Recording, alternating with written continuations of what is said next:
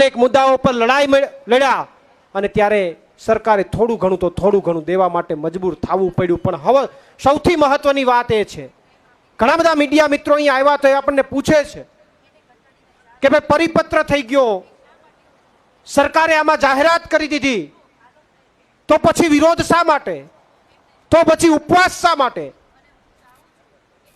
તો આ પ્રશ્નનો આપ તો ગુજરાતના ઘણા બધા લોકોને પ્રશ્ન ઉપસ્થિત થતો હશે કે સરકારે પરિપત્ર કરી દીધો, છતાં પણ આમ આદમી પાર્ટી દ્વારા સત્યાગ્રહ શું કામ, ઉપવાસ શું કામ? તો એનો અહીંયાથી જવાબ આપવા માંગુ કે ખેડૂતોની માગણી હતી માર્કેટ ભાવ કરતા 4 ગણા.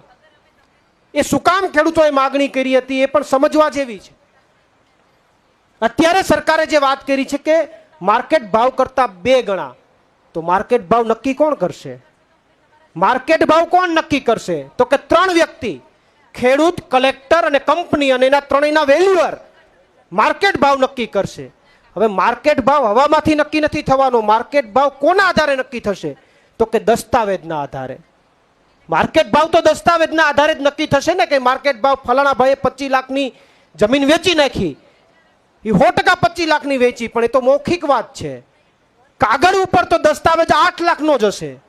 સમજવા જેવી વાત છે. જમીન વેચાણી 25 લાખમાં, કાગળ ઉપરનો દસ્તાવેજ માત્ર 8 લાખ. બધા મોટા ભાગના દસ્તાવેજ આપણે બધા સમજીએ છીએ 25%ના જ થાય છે. દસ્તાવેજ પૂરેપૂરી રકમના નથી થતા. તો શું કલેક્ટર કચેરીનો વેલ્યુઅર માર્કેટ ભાવ એટલે દસ્તાવેજના આધારે નક્કી કરશે કે ફલાણા ભાઈએ 25 લાખમાં વેચી તો 25 લાખમાં? એ 25 લાખનો એનો કોઈ આધાર જ નથી. એ તો મૌખિક વાત છે, એ તો સામસામેની સમજણ છે. વેલ્યુ તો નક્કી થશે જે દસ્તાવેજ થયો છે એના આધારે. તો કલેક્ટરનો જે પણ વેલ્યુઅર હશે દસ્તાવેજના આધારે, માની લો કે તમારી જમીન, ખેડૂતની જમીન 25 લાખની છે, પણ આજુબાજુની અંદર જે દસ્તાવેજો થયા એ 8 લાખના જ થયા હશે, તો એની જે કંઈ પણ બજાર કિંમત નક્કી કરશે 8 લાખ. કંપનીનો વેલ્યુઅર પણ 8 લાખની આજુબાજુ નક્કી કરશે. ખેડૂત ભલે 30 લાખ નાખે, ખેડૂતનો વેલ્યુઅર ભલે 30 લાખ નાખે, આ બંનેના વેલ્યુઅર દસ્તાવેજના આધારે ભાવ નક્કી કરશે. એટલે છેલ્લે ભાવ કયો નક્કી થશે? 25 લાખની જમીનનો ભાવ કેટલો નક્કી થશે? 8 કે 7. હવે એના ડબલ એટલે 15. જમીન વેચાણી 25માં, માર્કેટ ભાવ બજારનો ભાવ 25, અને આની સિસ્ટમ પ્રમાણે 15 લાખની ગણતરી થાય. એટલે તમને જે હકીકતમાં બજારનો ભાવ છે એના કરતાં 50%માં તમારી જમીન જતી રહેશે. આ સમજવા જેવી વાત છે, કારણ કે લોકોને એમ થાય કે ઓહો બજારનો ભાવ ડબલ એટલે કે 25 લાખના 50. એવું નહીં થાય. વેલ્યુ તો દસ્તાવેજના આધારે જ નક્કી થશે, અને દસ્તાવેજ મૂળ રકમના 25%ના જ દસ્તાવેજ થાય છે. ભલામણા એટલા માટે તો ગુજરાતનો ખેડૂત એવી વાત કરતો હતો કે માર્કેટ ભાવ કરતા 4 ગણા. એ હું કામ? એને ખબર હતી કે સાહેબ માર્કેટ ભાવ કરતા દસ્તાવેજ 25%નો થાય છે. 4 ગણાનું માગીએ તો માન માર્કેટ ભાવ પ્રમાણે પૂગીએ, માન ઠેકાણે પૂગીએ. પણ સરકારે શું કર્યું? વાત સારી લાગે, સાંભળીએ તો સારું લાગે, જોઈએ તો સારું લાગે, પણ જેદી આવશે તેદી અઘરું લાગશે. અટાણે સાંભળવામાં સારું લાગે કે ડબલ, પણ શેના ડબલ? તમારી વેલ્યુ જે નક્કી થવાની છે, જમીન એ કોના આધારે થવાની છે? એ થોડી ફલાણા ભાઈની જમીન એટલામાં વેચાણી એના આધારે વેલ્યુ નક્કી થશે. એ તો કાગળ ઉપર દસ્તાવેજમાં કેટલામાં વેચાણી એના આધારે નક્કી થશે વેલ્યુ. તો આ મુદ્દો છે જે મીડિયાને એક પ્રશ્ન ઉપસ્થિત થાય છે કે સરકારે તો આપી દીધું ડબલ, તો શું કામ વિરોધ? ડબલ નથી આપ્યું, અડધું કરી નાખ્યું છે, તો એનો વિરોધ ન હોય ને એમાં તાલિયું પાડે તો હિજડા કહેવાય સાહેબ. એમાં તાલિયું થોડી હોય. જે ભાજપ વાળા ઉપડી નીકળ્યા કે હારો નિર્ણય, હારો નિર્ણય, હારો નિર્ણય. શેનો હારો નિર્ણય? ક્યાંનો હારો નિર્ણય? કાલ સવારે પોલ લાગ્યો, કાલ સવારે ત્યાં લાઈન નીકળી, અને લાઈન તૂટવાથી ગુજરાતના ખેડૂતનો ઊભો પાક હળકી જાહે, તો એમાં એનું હું? એ પરિપત્રમાં ક્યાંય નથી. બધાય પાના મેં તો ફેરવી લીધા, ક્યાંય નથી. કાલ સવારે પોલની અંદરથી કોઈ પ્રોબ્લેમ થયો, વીજ લાઈન તૂટી, અને કોઈ ખેડૂતનું નાનું બાળક કે ખેડૂતમાં કોઈ રમતો છોકરો કે ખેડૂત કોઈનું મૃત્યુ થાય તો એનું શું? કાલ તમારે કંઈક વીજ લાઈનમાં પ્રોબ્લેમ થયો, ખેડૂતનો પાક ઊભો છે, અને તમે મોટું વાહન લઈને ઊભા પાકમાં ઊભા રોડે ચડશો ને ખેડૂતની નુકસાની થાય તો એનું શું? આ તો કોઈ ઉલ્લેખ નથી, આ તો કઈ ચર્ચા નથી. બસ એક જ વાત, માર્કેટ ભાવ કરતા બમણા, માર્કેટ ભાવ કરતા બમણા. અને એમાંય 3 જણાની કમિટી, 3 જણાની કમિટીમાં સમજવા જેવું છે આખે આખું જે એને એમાં સ્ટ્રક્ચર બનાવ્યું છે કે ભાવ એમાંય કઈ રીતે નક્કી કરવાનો, કે 3 વેલ્યુઅર ભાવ મૂકશે. કલેક્ટર કચેરીનો વેલ્યુઅર ભાવ મૂકશે, એ કયા આધારે મૂકશે? દસ્તાવેજોના આધારે. કંપનીનો વેલ્યુઅર મૂકશે, થયેલા દસ્તાવેજોના આધાર મૂકશે. ખેડૂતનો વેલ્યુઅર કદાચ 25 લાખ ભાવ આવતો હોય તો 30 લાખ ભલે નાખી દે, ભલે 35 નાખે. એ 3 વેલ્યુઅરની ચિઠ્ઠીઓ જાહે ને 21 દિવસ પછી કલેક્ટર એમાંથી 2 ચિઠ્ઠી ઉપાડશે. આમાંય ટેન્ડર થાય, 2 ચિઠ્ઠી ઉપાડશે. 2 ચિઠ્ઠીમાંથી ઈ બેયના ભાવનો 20%થી વધારે જો તફાવત નહીં હોય, માની લો કે એકનો 6 લાખ અને એકનો 6.25 લાખ હોય, તો ઈ બેયનો સરવાળો થઈને ભાંગા 2 એટલે સરેરાશ રકમ નક્કી થાય. પણ બેયનો તફાવત 20%થી વધારે હોય, કલેક્ટરનું ખુલ્લું એમાં 6 લાખ હોય ને ખેડૂતે 25 લાખ નાખ્યા હોય, તો એમાં માન્ય નહીં રહે. એમાં નીચો ભાવ જે છે એમાં 10% વધારીને આપી દેવાનું. એટલે નીચો ભાવ તો કે કોનો નક્કી થાય? કલેક્ટરનો. અને એમાંય કોઈને સહમતિ ન થાય તો 3 ખોલી દેવાના, અને એમાંથી જે 2 ઓછા હશે એનો સરવાળો થઈને ભાંગા 2 કરીને ભાવ નક્કી કરી નાખવાનો. મતલબ ઈ કે ખેડૂતને તો ખાલી એમને ભાવ જ નાખવાનો છે, ખેડૂતના ભાવનું આમાં કોઈ વેલ્યુ નથી.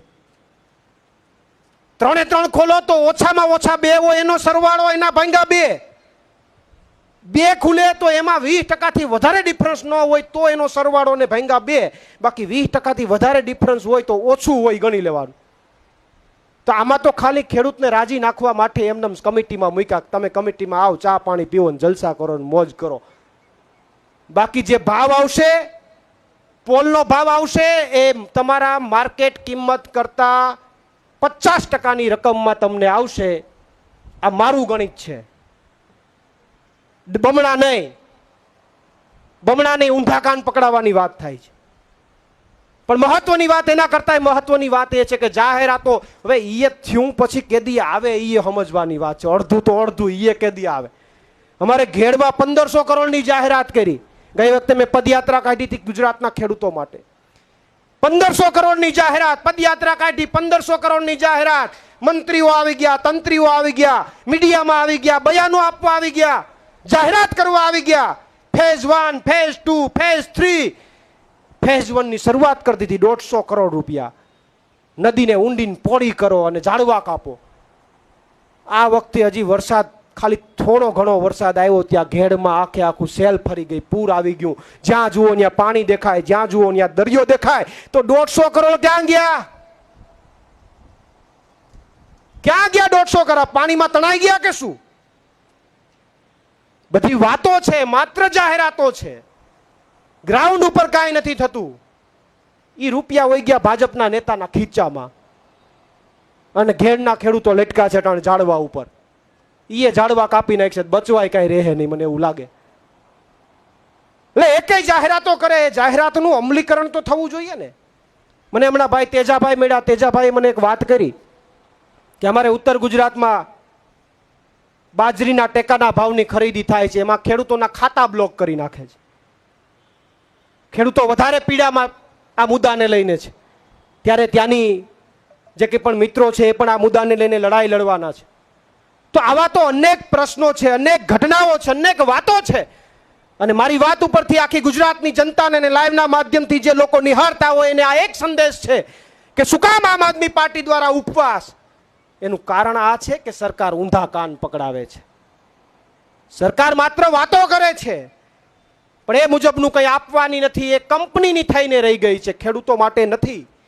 પણ મહત્વની વાત માનની ગોપાલભાઈ કીધું એ છે ને કે સરકાર બનાવી કોણે? કંપનીએ થોડી બનાવી, તો ગુજરાતના ખેડૂતોએ બનાવી છે. સાહેબ, ગુજરાતનો ખેડૂત જ્યાં સુધી પોતાનું ડિસિઝન નહીં લે, ગુજરાતનો ખેડૂત જ્યાં સુધી નિર્ણય નહીં લે, ત્યાં સુધી આવા થાંભલાય આવતા રહેવા, પીડાય આવતા રહેવાની, ને આપણે બધા ઉપવાસે કરતા રહેવું. પણ મારું આપ સૌને વિનંતી છે કે 52 ને વાઢીએ ને તો પાછો ફૂટે.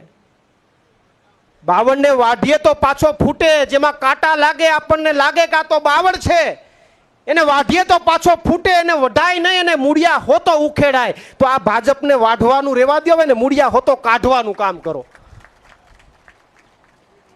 એને મૂળિયા હોતી ઉલાડવી પડશે, તો અને તો જ આપણે નિરાકરણ લાવી શકશું. વિશેષમાં કોઈ ચર્ચા ન કરતા મારી આપ સૌને એટલી નમ્ર અપીલ છે, એક વાતે સમજવા જેવી છે. દુર્દશા તો જુઓ, ભારતને આપણે ખેતી પ્રધાન દેશ ગણીએ છીએ. ભારતને આપણે ખેતી પ્રધાન દેશ ગણીએ છીએ, અને આ મારા ભારતની અંદર ખેડૂત કરતા પ્રધાનનું વધારે હાલે છે. ખેતી પ્રધાન પણ ખેડૂત કરતા પ્રધાનનું વધારે હાલે એવો આ દેશ. તો આ દેશની અંદર ખેડૂત કાયમી માટે જજુમે છે, કાયમી માટે લડે છે, કાયમી માટે અવાજ ઉઠાવે છે.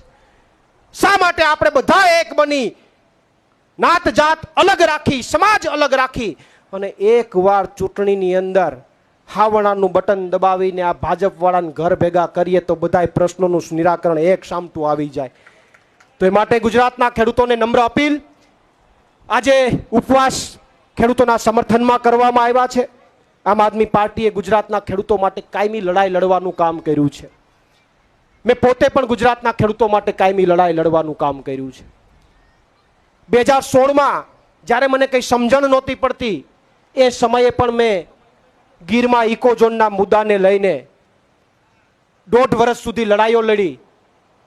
અને એ સમયે આજે તો અહીંયા એક દિવસનો પ્રતિક ઉપવાસ છે. સમજો, એક દિવસનો પ્રતિક ઉપવાસ છે, ખાલી 12 થી 4 વાગ્યા સુધી.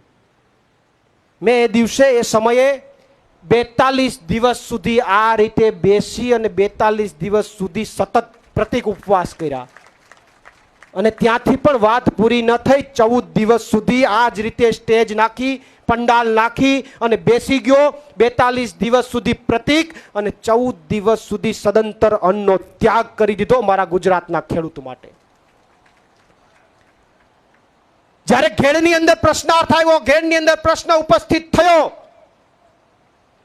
ત્યારે આમ આદમી પાર્ટીને સાથે રાખીને આમ આદમી પાર્ટીના નેતૃત્વની અંદર આખા ઘેડની અંદર 14 દિવસ સુધી પદયાત્રા કરી. પગમાં ભલે છાલા પડી ગયા પણ આખા ઘેડમાં ફર્યો, આખા ઘેડની અંદર એક એક ગામમાં ગયો.